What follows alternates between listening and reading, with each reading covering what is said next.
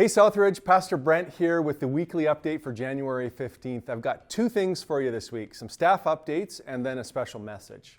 I don't know if you've been watching our social media, but if you have, you've seen that we've hired a new youth coordinator. His name is Sam, and so I just want to welcome Sam on. He's going to be working with Ben in all things youth, and so it is just great to have him as part of our staff team here.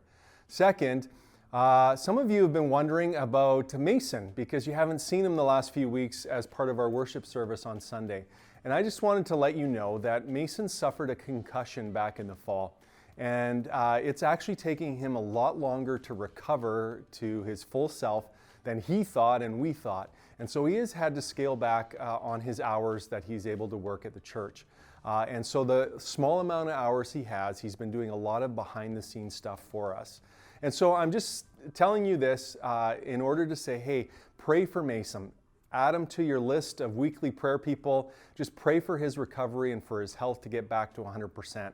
And because of that, fortunately enough, we were able to hire Carrie Murphy to step in for about 10 hours a week to help us with worship. So you've been seeing her more often on our Sunday broadcasts as well. And so thank you, Carrie, for having the ability to step in and help us out during this time.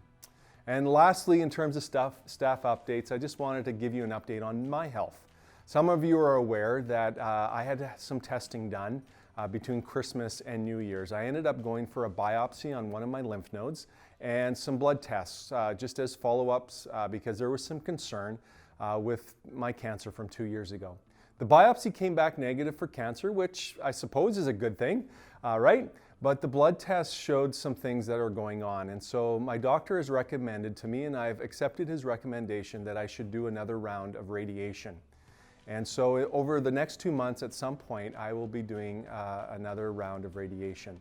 And if you get our newsletter, I have included a letter that kind of fully explains the process I'm going through, what lies ahead, and of course I'll keep you up to date. But I would appreciate your prayers, and my family would appreciate your prayers during this time. And lastly, the special message. Many of you know I have a very special wife.